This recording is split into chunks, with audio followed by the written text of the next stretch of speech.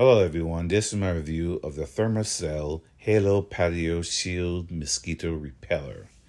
This is a small compact repeller. It's mostly made of like a plastic material. You have your on switch here. The mosquito repellent chemicals come out the top here. Heats up a bit. This is the on switch here. You just switch it over there and you take it all the way to start, then you let it go and you just set it down on your deck or around the area and it will start repelling the mosquitoes.